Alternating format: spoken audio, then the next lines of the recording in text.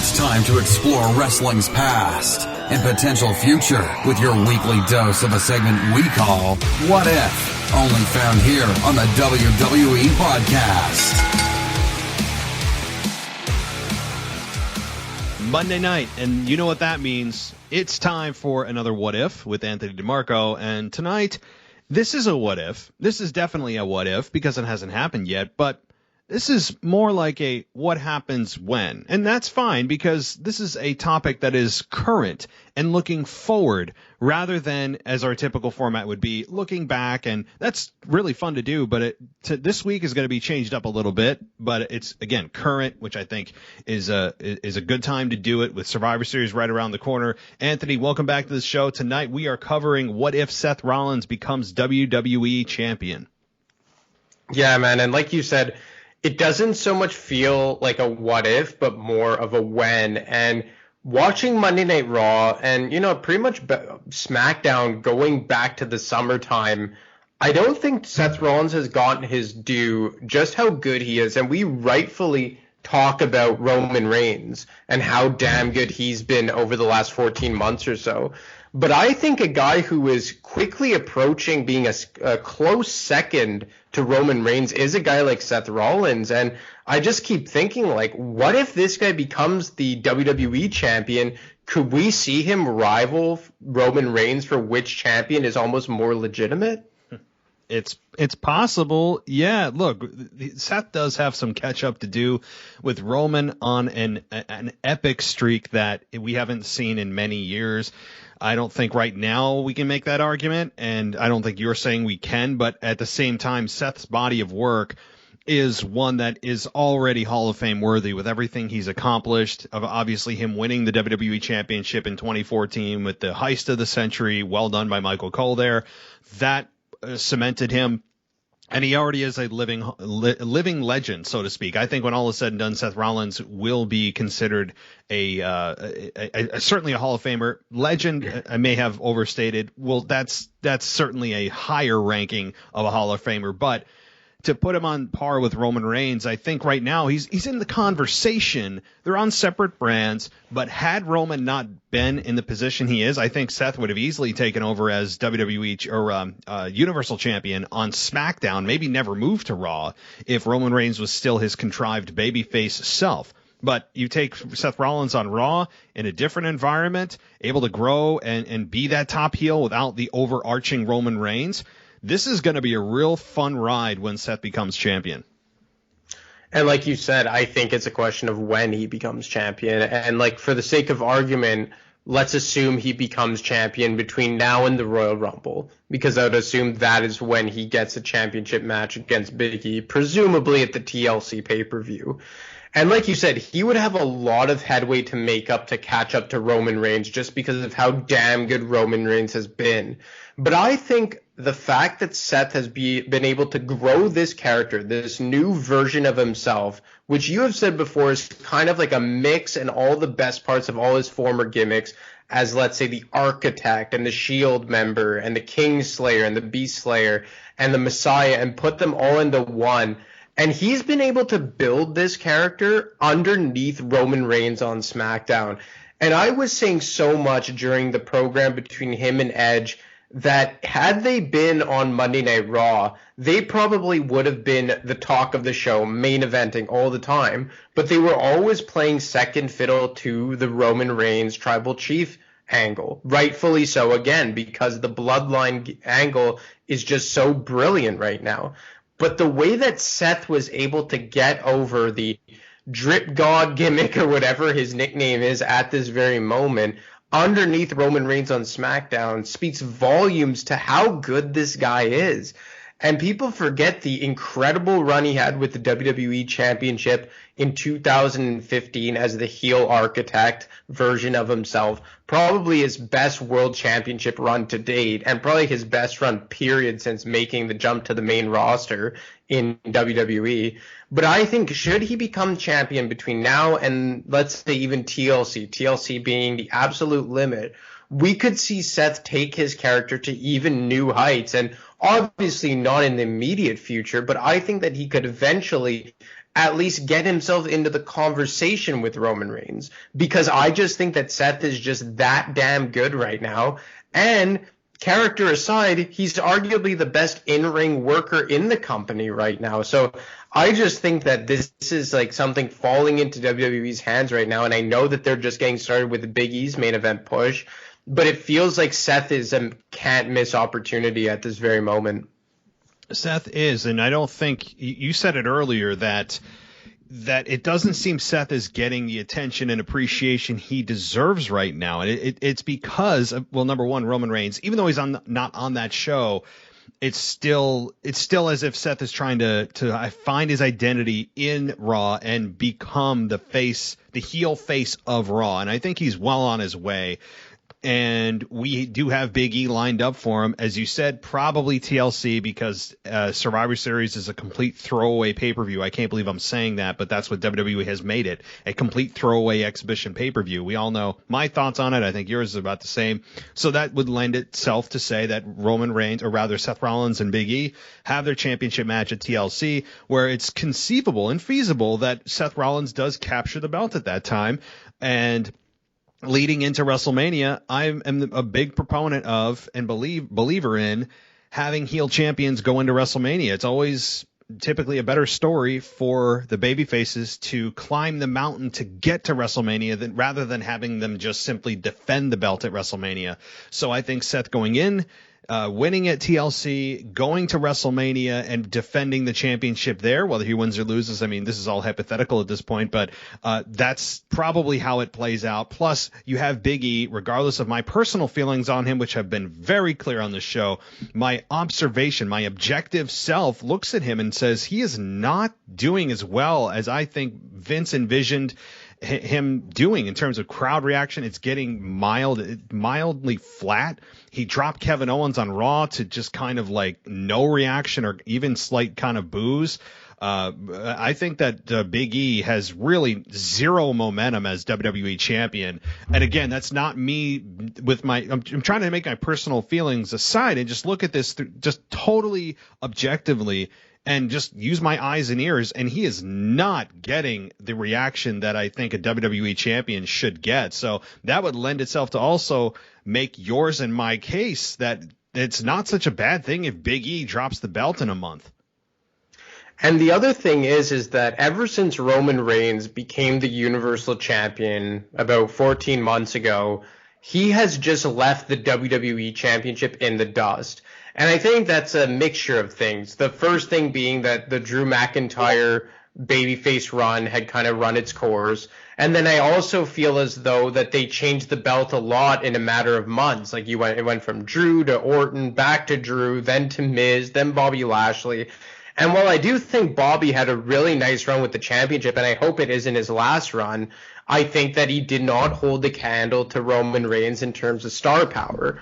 But when I look at the WWE roster and landscape as a whole right now, aside from part-timers like if The Rock comes back or even Brock Lesnar or John Cena, guys like that, of main event everyday roster guys, full-time competitors, I think the best guy after Roman Reigns on numerous levels, like whether it be star power, in-ring, reputability, all that, is Seth Rollins.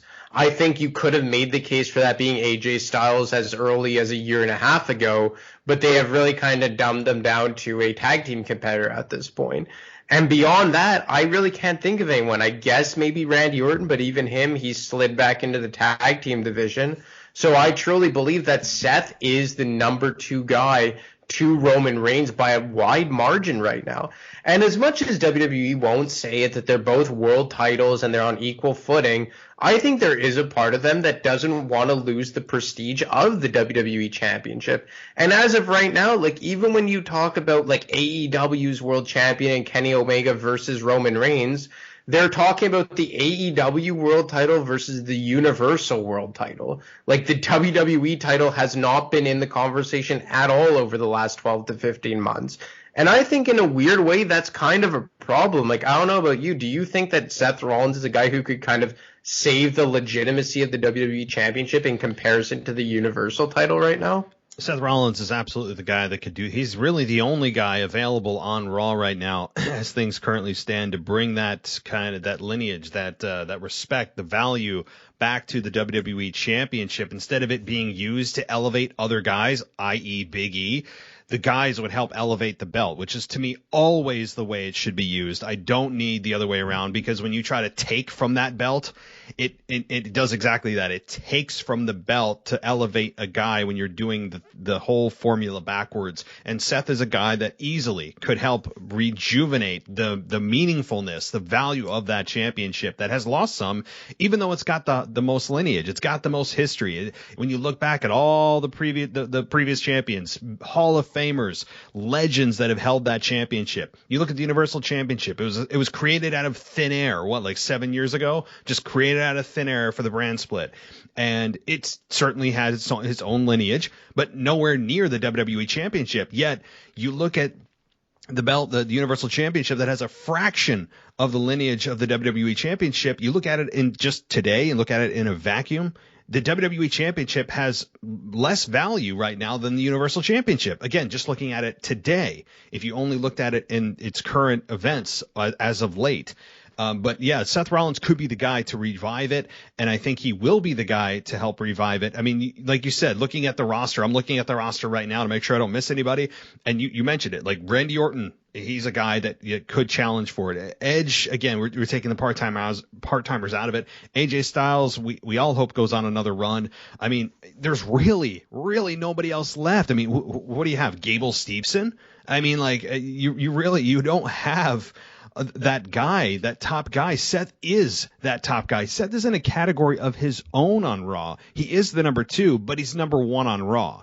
So yes, absolutely, Seth is that guy. And if they want to invigorate the WWE Championship and get it back to at least a much more respectable place of value, then Seth Rollins is your guy. And you speak about Monday Night Raw, and that's another thing that he could get back on equal footing with its counterpart SmackDown. And I think they kind of almost overcorrected at the draft. I think they really gutted SmackDown and stacked Monday Night Raw. And if you look at like the 4 competitors who were in the qualifier match, or the number 1 contenders match for the WWE Championship, all 4 of those guys came from SmackDown, and the WWE champion at this very moment came from SmackDown. So that's a different argument, but I do think they may have overcorrected. But another thing that's happened over the last 12 to 15 months is SmackDown leaving Raw in the dust because of Roman Reigns and because of his brilliant championship run as the Tribal Chief. But I think that Seth, again, is a guy that could he take it away from Roman and surpass Roman anytime in the near future? Probably not. But I think he's their best shot to at least challenge for that and at least, push Roman Reigns to be even better. Because I think that Seth is so damn good right now and not enough people realize it. And again, going down the roster, who else would fit that bill? I think Bobby Lashley did an admirable job, but he's not on the level of Seth or Roman Reigns. AJ Styles and Randy Orton, those are probably the 2 most realistic options, but at this point, they've been dubbed down to tag team competitors.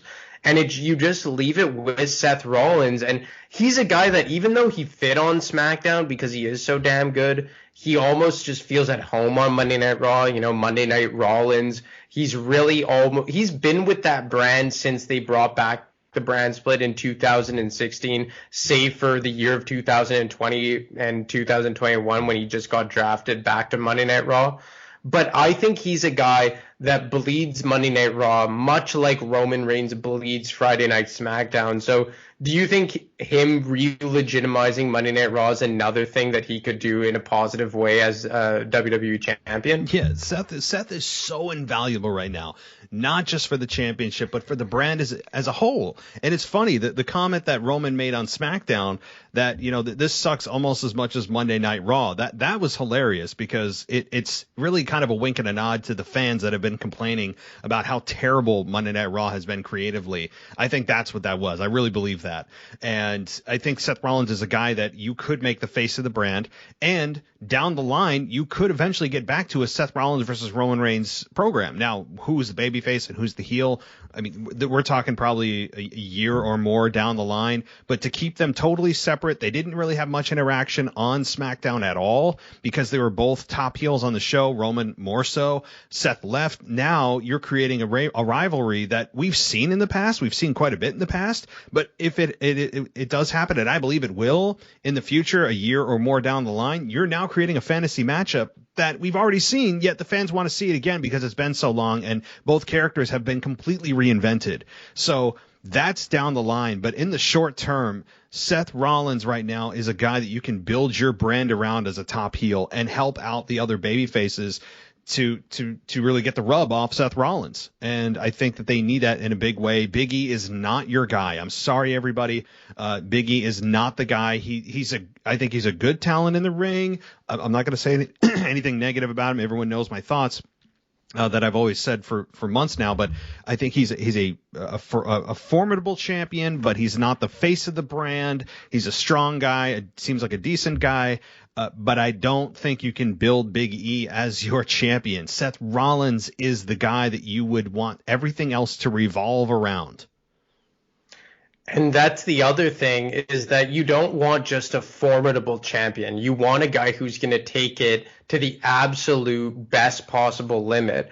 And when you have Roman Reigns over on SmackDown doing what he's doing, you need a guy that can challenge against him. And again, I use Bobby Lashley as an example, and I think Bobby Lashley had a hell of a run, and he still did not hold the candle to Roman Reigns. And it was nothing because of him doing something specifically wrong. It was because the star power wasn't there. But with Seth Rollins, it is there. And let's say you had Braun Strowman as the Universal Champion right now, like he was from March 2020 till SummerSlam, until Roman came back around. I think then you could maybe say, okay, give Big E a chance with the WWE Championship. They could jockey for position as to who's the better one. But when you have a guy as red hot as Roman Reigns over on SmackDown, you need a guy challenging for him that's somewhat legitimate. And it was the same kind of concept, but in reverse, when you had Drew as WWE champion and Braun as Universal champion.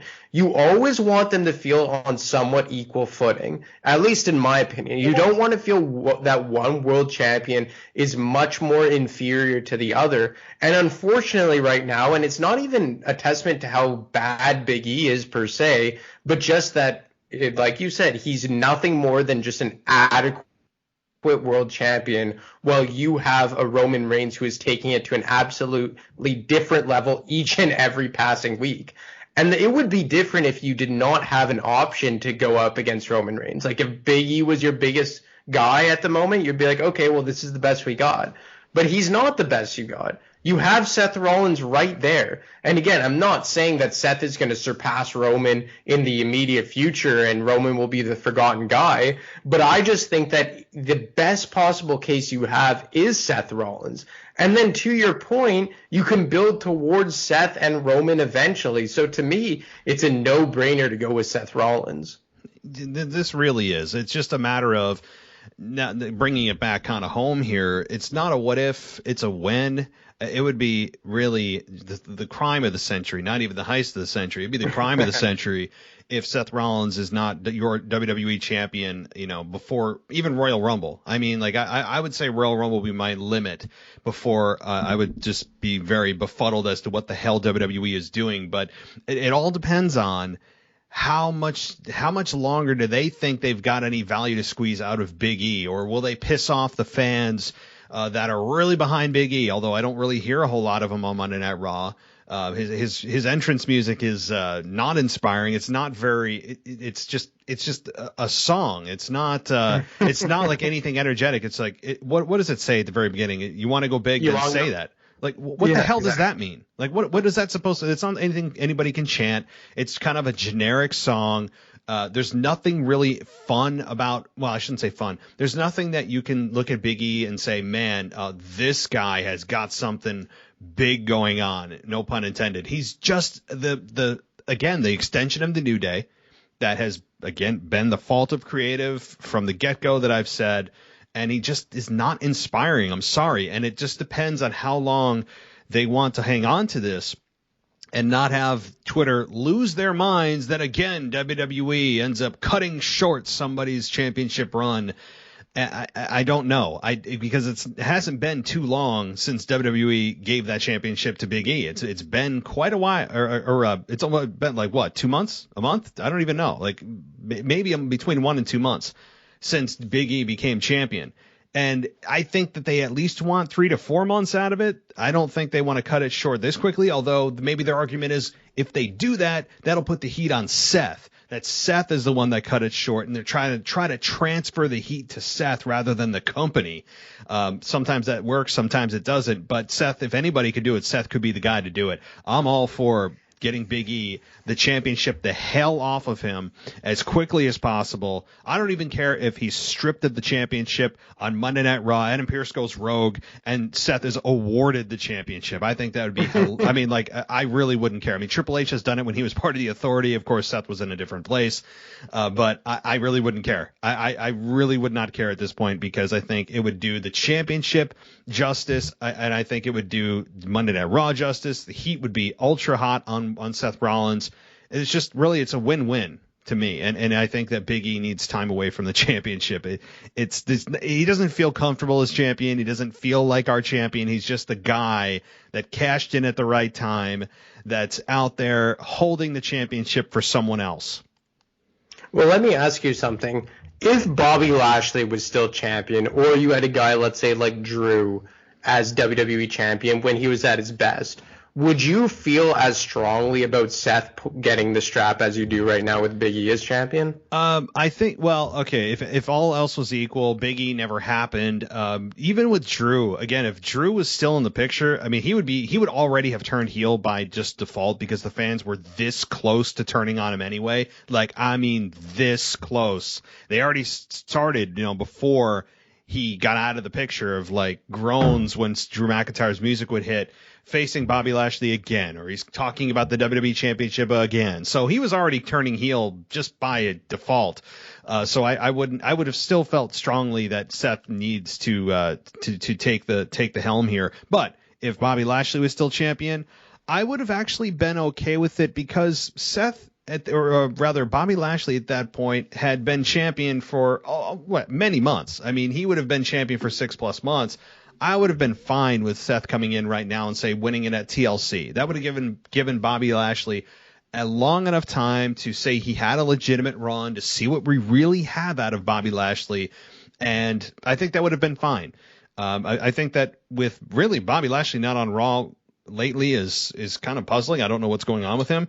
Different topic. Maybe they're getting him ready for Brock Lesnar next year. I don't know, speculation, but Bobby Lashley right now, if he was still champion, I would still feel strongly, not as strongly to answer your question, because I dislike Big E so much as champion, but I'd still feel like, okay, it's time for a changing of the guards. Let's see what our top heel can do as champion. And one thing that you've said during this that has really stuck with me, and one of the reasons why I would really want Seth Rollins to become champion, is because it eventually has to lead to a match with Roman Reigns. And I know people always default back to, well, they had a match at, what was it, Money in the Bank in 2016. Yeah. And in my head, I'm saying, well, there wasn't a real build to that match. And it resulted in Dean Ambrose cashing in the WWE Championship. And hello, it's Money in the Bank. It wasn't at SummerSlam. It wasn't at WrestleMania. It wasn't even at Royal Rumble. And I've said this numerous times. I think it's an absolute crime that no two members of the Shield have ever faced off at a WrestleMania. Obviously, Dean Ambrose, now Jon Moxley, is off in AEW. So now it leaves Seth and Roman. But I think for that match to feel legitimate, like you said at the beginning of this show, there is a lot of work to be done for Seth to get to Roman's level. Again, nothing to do with Seth, a testament to just how damn good Roman Reigns is right now. But if that is going to happen, I think it is absolutely imperative that he gets a lengthy run with the WWE Championship sooner rather than later. And even more so than that, I think it's imperative that he becomes the face of Monday Night Raw. And I don't want to see another run that, like, he just loses the championship, even at WrestleMania. Like, I don't want him to win it at TLC and then drop it at WrestleMania. I think that he should have a run that maybe goes all the way until SummerSlam of next year, because we have not seen him have a run like that since 2 years ago when he dropped it to The Fiend in Saudi Arabia, and that run will forever be tainted because of how badly it ended with The Fiend that started at Hell in a Cell. And we have not seen him hold, I think, any championship of any kind since, aside from the tag team titles with Murphy when he first started the Messiah run. So I just think that they have a golden opportunity here to build to Seth versus Roman Reigns sometime in the near future, kind of like what they've been doing with Drew and Roman for the last year since their exhibition match of Survivor Series in 2020.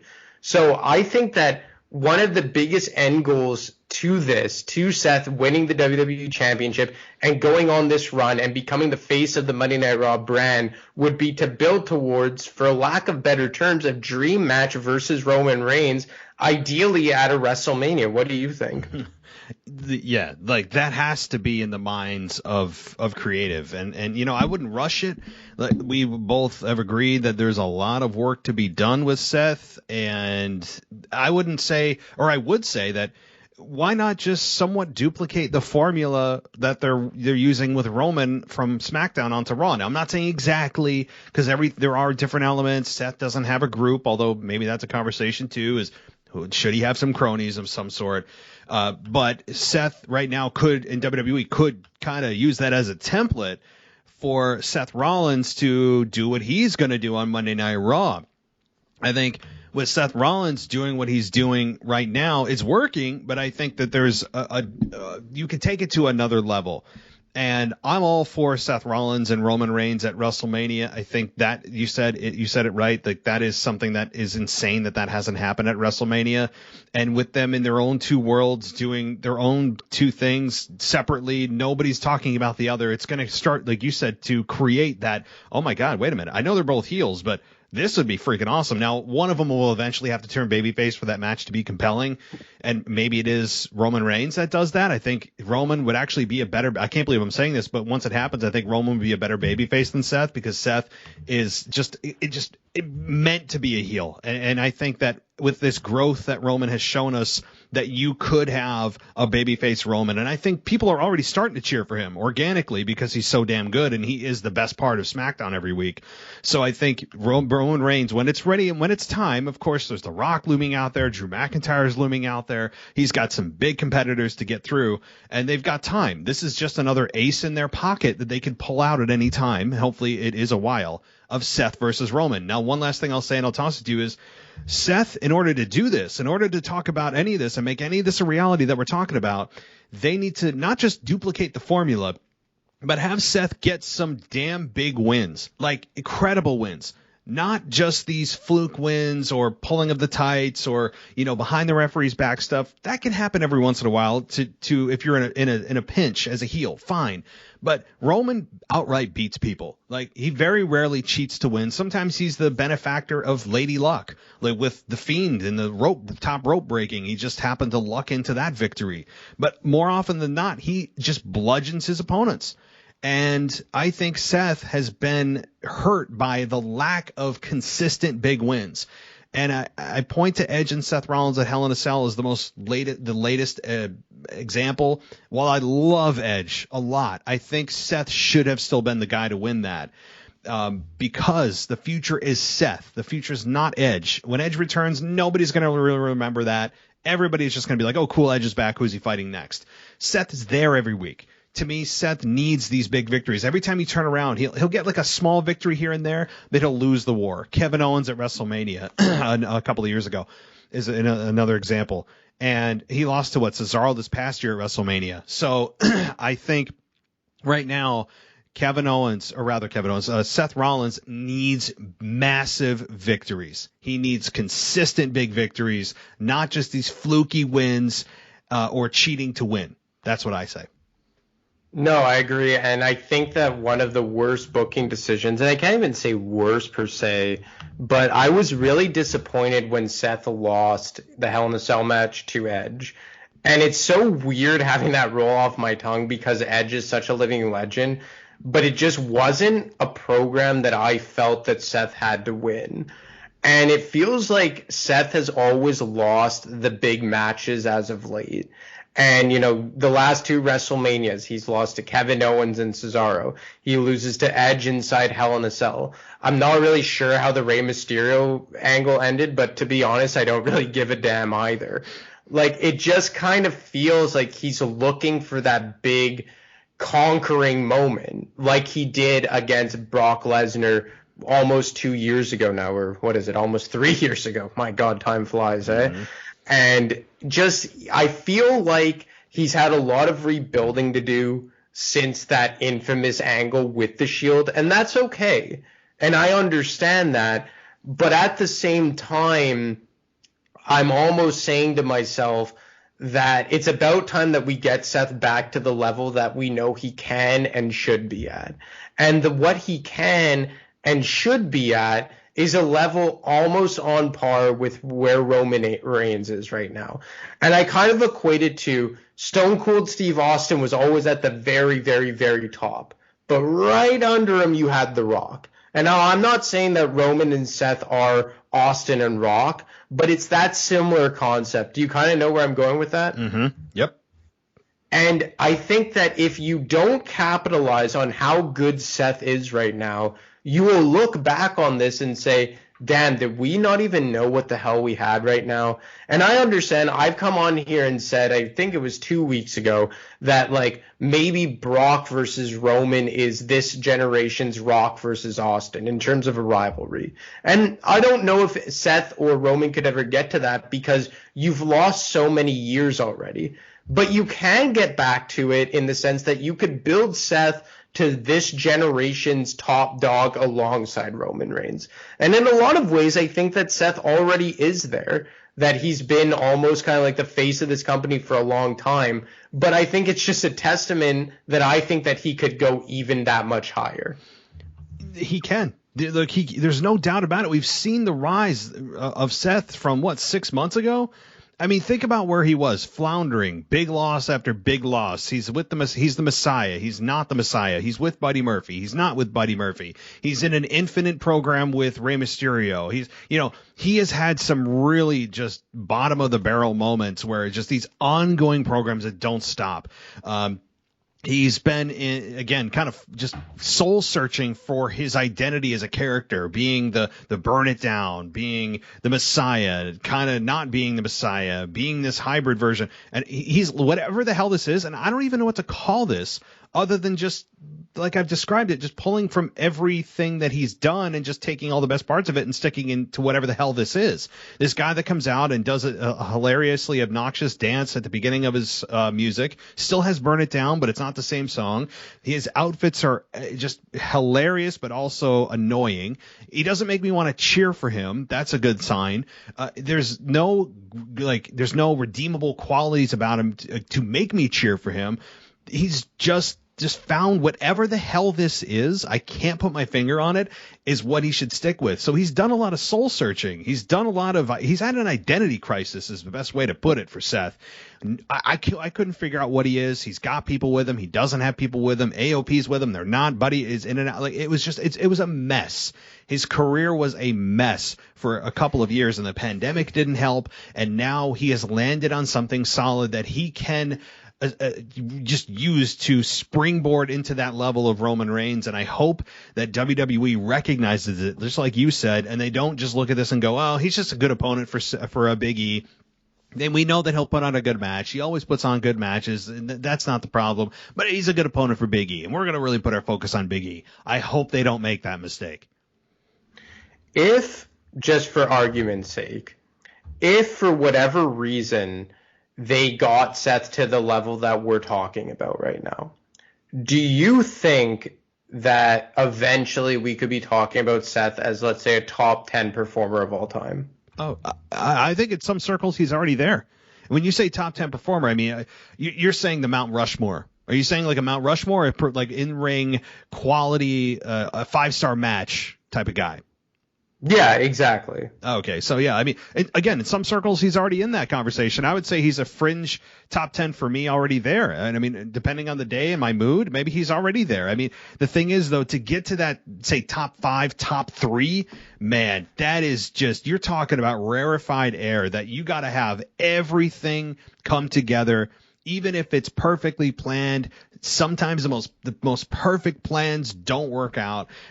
It's almost like the wrestling gods in the universe have to smile upon you for things like that to happen, for you to reach that top tier. That's something that can't be produced necessarily. The crowd's gonna have a big say in that, obviously, but it's almost as if you can't have anything go wrong. Where he has to cut that A+ promo. He has to consistently be excellent in the ring.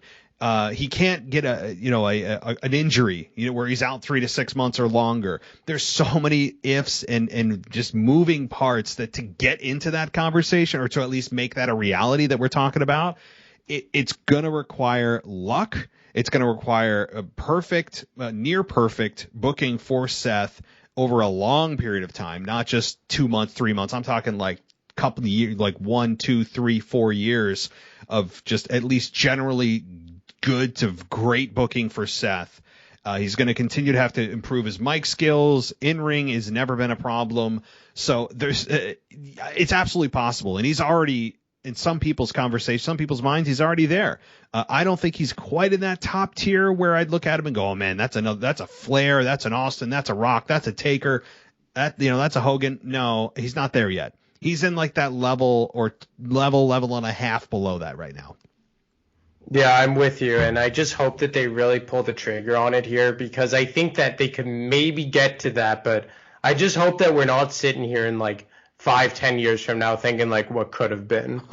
Yeah, that'll be our other show of WWE's missteps or something. I mean, that I hope not. Seth Rollins, you look at his career, it's hard to say that they've underutilized him based on all the championships he's won, based on all the main events he's been in, all the great matches he's been a part of. It's hard to say that he was underutilized.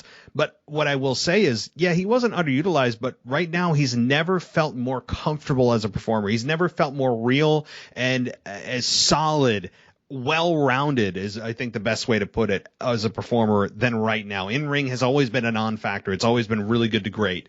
It's the character perspective. It's finding out if he's a better heel than a babyface, and I think it's very clear he's way better as a heel than a babyface that never felt comfortable at all. So right now they have everything lined up. Seth has been through the ringer. He's taken his lumps. He's been through soul searching. He's had an identity crisis, as I said earlier. It's time to just press the gas and let's see what Seth Rollins can do. Let's see where he can take us, because ultimately it's the main event of WrestleMania with Roman Reigns at some point. Yeah, well, that's just it. And again, like, out of all the full-time competitors right now, is there anyone that could really hold a candle to Roman Reigns aside from Seth Rollins? Roman Reigns is exactly what he says he is. He is on an island unto himself. He is truly at the top alone. There is nobody right now on his level. Yeah, Brock Lesnar is maybe even a bigger star, name value. But right now, Roman Reigns is the guy. He is exactly what he says he is. That's what makes it great. Nobody's on Roman Reigns' level right now. Nobody. Yeah, and there isn't. And again, that's more of a testament to just how good Roman Reigns is as opposed to everyone else. But do you not agree that at least theoretically maybe Seth could get there? Oh, no doubt. You know what? WWE would be foolish not to even try. Why would you not want a parallel story going on that fans can dream about, and to create a new dance partner for Roman that would ultimately help elevate him too? It would be foolish to not elevate other people with Roman. Roman needs people to dance with. He can't just continue to cycle through the same people every week, every month.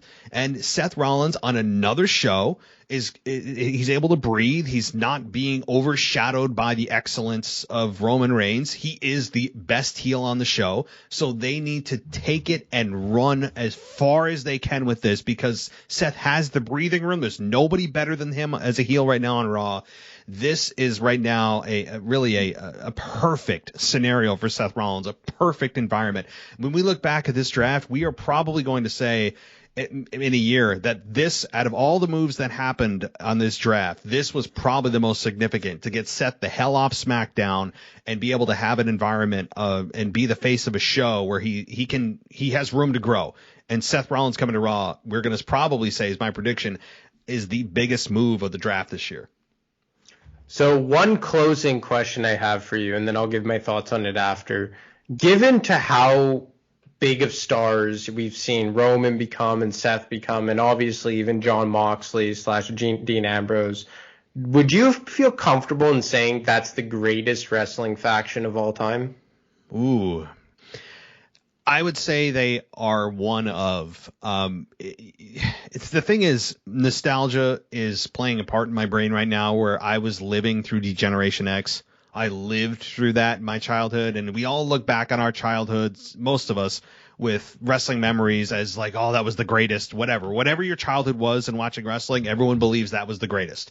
And it's just, that's part of it. So I would say they are one of.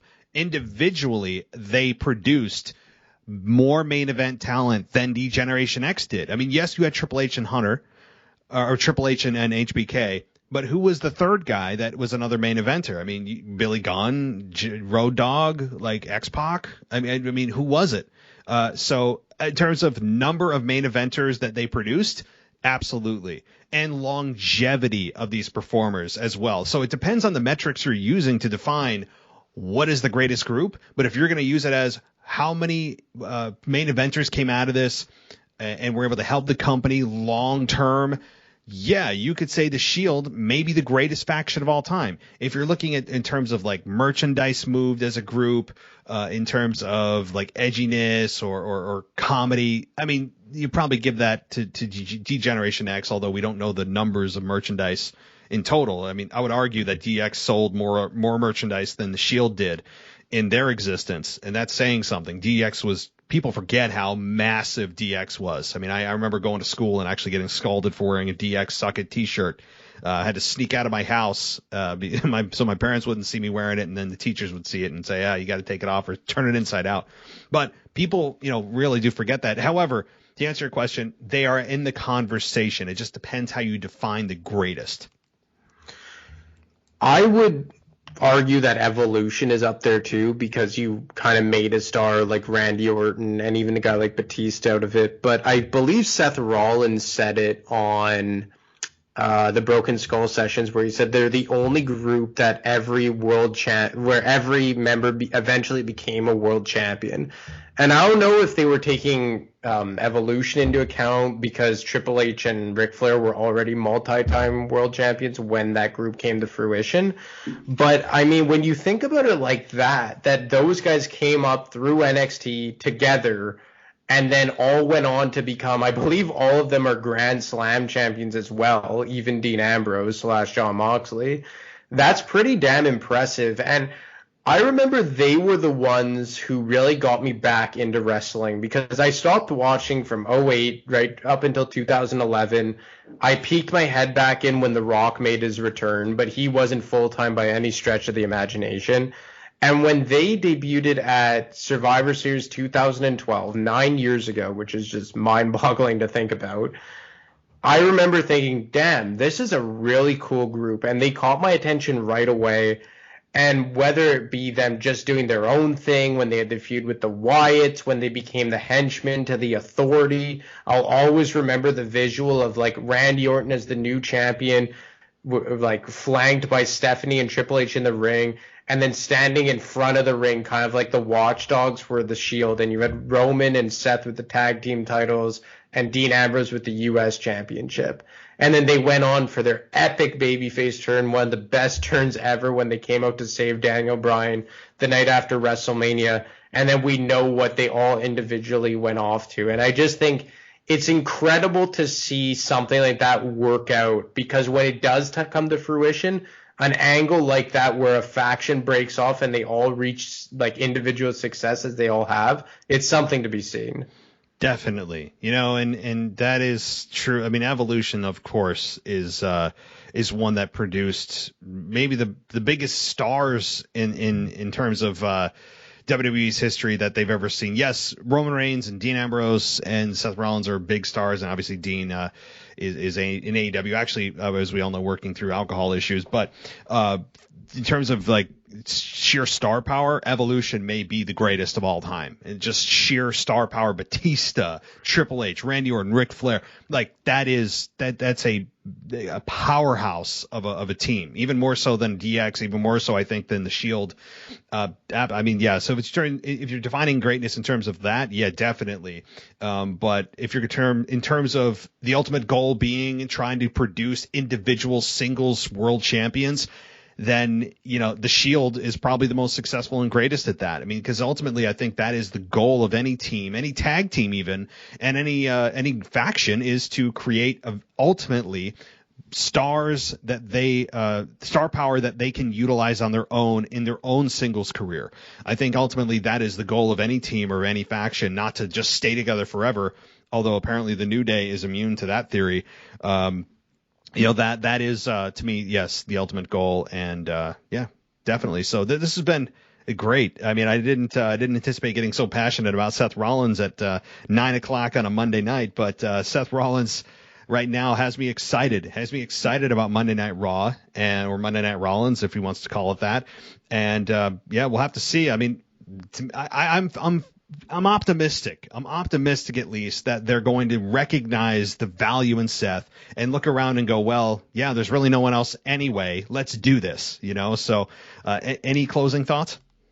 No, that's all I really wanted to touch on. And just like you said, now I'm all excited, and I'm gonna be damn pissed if he doesn't beat Big E for the WWE Championship. I'm telling you that. We talked ourselves into it. We got ourselves all hyped up, and now we're gonna be double pissed if Big E. Let me tell you this: if Big E, whenever this happens, because it won't happen at Survivor Series, because Big E has to face Roman, because brand rivalry. Apparently, we are all just blindly loyal to the color of our shirt. It's so stupid, but. That said, when this happens with Big E and Seth, if it's TLC, which it looks like it is, and Big E just flat out beats him straight up, I mean, that is going to be, to me, such a not only a pissed off moment, but also just a message. They all love to send their messages. That'll be a direct message to fans that we're going all in on Big E, and which I think is a big, big mistake, pun intended. It's a big mistake to do that. I mean, imagine that, right? He just takes the big ending, 1, 2, 3, and Big E's still your champion. Well, let's all hope for a big ending for Big E's title reign. How about that? Yeah, there you go. We can continue with the puns, guys, if you'd like. All right. Well, this is, as always, such a great time, and I've got some suggestions, and I'll share them offline with you from some patrons and emailers about what our next What If should be, and we'll figure that out. But in the meantime, thanks, Anthony, and share any social media you'd like with our listeners. Yeah, as always, you can get me on Twitter at AdaMarco25. If you want to check out my Instagram page with my latest World Heavyweight Championship victory, do that at the same handle. And as always, you can catch me every Friday right on here with my rivalry show. So the latest rendition was Orton versus Brock from just about 5 years ago now. A really cool one, so go check that out. Yeah, when he busted open Randy Orton, I remember that. And then Jericho was all pissed about it backstage. Oh, yeah. Good stuff. That rivalry, I can't believe that's been 5 years since that happened. Yeah, check that out, everybody. And, of course, Instagram, and check out his newly won and earned WWE it's the World Heavyweight Championship. Go check it out. And thanks so much, brother. And we'll be talking soon. Yeah, man. Can't wait to do it again. All right. Take care. Stay.